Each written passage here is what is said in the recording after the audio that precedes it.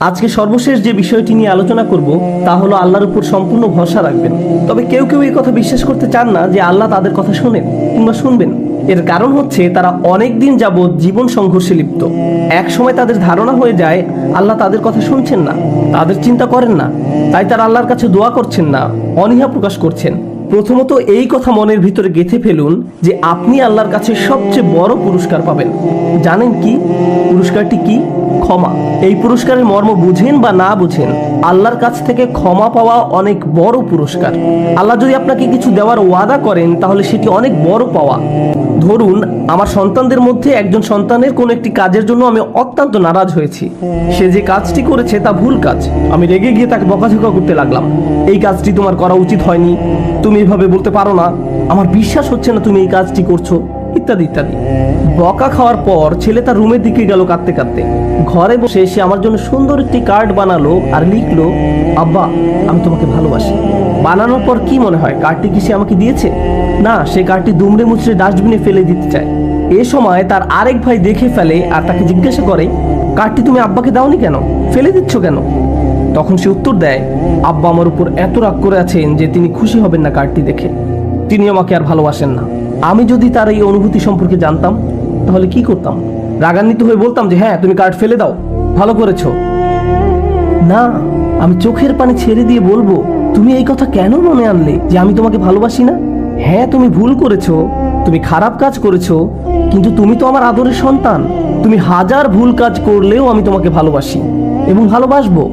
আমি রাগ করলেও তোমার প্রতি আমার ভালোবাসা কমে যাবে না। ডাস্টবিন থেকে কার্ডটি নিয়ে সযত্নে রেখে দিব, কারণ আমি আমার সন্তানকে ভালোবাসি যদিও তারা ভুল কাজ করে থাকে আর আমাকে রাগান্বিত করে। এই হচ্ছে আমার আর আমার সন্তানের মধ্যে সম্পর্ক। এবার বলবো আমার আর আল্লাহর মধ্যে সম্পর্ক। আমিও তো আল্লাহর কোনো কাজ ঠিকমতো করি না, তালগোল পাকিয়ে ফেলি, এতে আল্লাহ রাগান্বিত হন। কিন্তু তিনি কখনো আমাকে বকাঝকা করেননি, আমাকে আকস্মিক বজ্রপাত দিয়ে শাস্তি দেননি, তিনি তো আমাকে দোজখের আগুনে ছুঁড়ে ফেলে দেননি, আমার হার্টবিট বন্ধ করে দেননি। আমি যখন মিথ্যা বলছি কখনোই আমাকে শাস্তিস্বরূপ জবান বন্ধ করে দেননি। আমি যখন হাত দিয়ে হারাম কিছু খেয়েছি আল্লাহ আমার হাত অচল করে দেননি। আমি যখন চোখ দিয়ে হারাম কিছু দেখছি আল্লাহ আমাকে অন্ধ করে দেননি। আল্লাহ ক্রমাগত তার রহমত দিয়েই যাচ্ছেন, আর আমি রহমত পাওয়ার পরও বলে যাচ্ছি আল্লাহ আমাকে আর ভালোবাসেন না। তিনি আমাকে ভালোবাসতেন, কিন্তু এখন যেহেতু আমি খারাপ হয়ে গিয়েছি ভালোবাসাটা আর নেই, তাই আল্লাহর কাছে দোয়া করার কোনো কারণ খুঁজে পাচ্ছি না। মনে রাখবেন আল্লাহর মতো কেউ আপনাকে ভালোবাসবে না।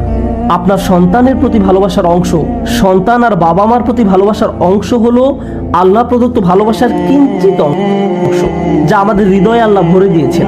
আপনি কাউকে ভালোবাসা প্রদর্শন করতে পারেন না, আপনার সন্তানের প্রতি ভালোবাসার বহিঃপ্রকাশ আল্লাহর কারণেই হয়েছে। এটি আল্লাহর পুরস্কার। চিন্তা করুন, যদি আল্লাহর দুইটি সৃষ্টির মধ্যে ভালোবাসার পরিমাণের ব্যাপকতা এত অল্পের মধ্যেও এত বেশি হয়, তাহলে আল্লাহর ভালোবাসার ব্যাপকতা কত বড় আর কত গভীর। এই ব্যাপারে কারো মন্তব্য শুনবেন না। যারা এটা দৃঢ় বিশ্বাস করে আল্লাহ আর তাকে ভালোবাসেন না, এক্ষেত্রে ইন্ধনদাতা হচ্ছে শয়তান। শয়তান এই কথাটি বিশ্বাস করে। শয়তান আল্লাহর কাছে ক্ষমা চায় না, কারণ সে তার শাস্তি মাথা পেতে নিয়েছে। আপনি যদি আপনার জন্য মেনে নেন তাহলে আপনি কার পদাঙ্ক অনুসরণ করছেন সেটা একবার চিন্তা করে দেখুন। আদম আলাইহিস সালাম জান্নাতে ছিলেন, জান্নাতের মতো আরামদায়ক স্থান আর কি কোথাও আছে? তিনি যখন ভুল করে ফেললেন আল্লাহ তাকে শাস্তি স্বরূপ পৃথিবীতে পাঠিয়ে দিলেন। তিনি যদি বিশ্বাস করতেন যে আমাকে এত বড় শাস্তি দেওয়া হলো, আল্লাহ আমার উপর এত নারাজ যে পৃথিবীতেই পাঠিয়ে দিয়েছেন, আমি আল্লাহর সাথে আর কোন মুখে কথা বলবো? আমি তো আল্লাহকে অনেক নিরাশ করেছি। কিন্তু না, আল্লাহ তাকে তার বিশ্বাস দৃঢ় করার জন্য একটি খাস দোয়া শিখিয়ে দিয়েছেন, রব্বানা যালামনা আনফুসানা ওয়া ইল্লাম তাগফির লানা ওয়া তারহামনা লানাকুনান্না মিনাল খাসিরিন। হে আমাদের রব, আমরা নিজেদের উপর অন্যায় করেছি, আর যদি আপনি আমাদের ক্ষমা না করেন এবং আমাদেরকে দয়া না করেন তবে অবশ্যই আমরা ক্ষতিগ্রস্তদের অন্তর্ভুক্ত হব। আপনার অবস্থা যে কোনো সময় পরিবর্তন হতে পারে, আপনি অতি উত্তম অবস্থা হতে খারাপ অবস্থানে আসতে পারেন। জান্নাত আর দুনিয়ার সাথে কি কোনো দিক থেকে তুলনা করা সম্ভব? আদম আলাইহিস সালাম দুনিয়াতে আসার পরও আল্লাহর খুব সন্নিকটে ছিলেন, কারণ তিনি আল্লাহর কাছে সব সময় দোয়ায় লিপ্ত ছিলেন।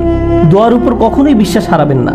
আল্লাহ নিজেই বলছেন, উজিবু দাওয়াতাদ দাঈ ইযা দাআন।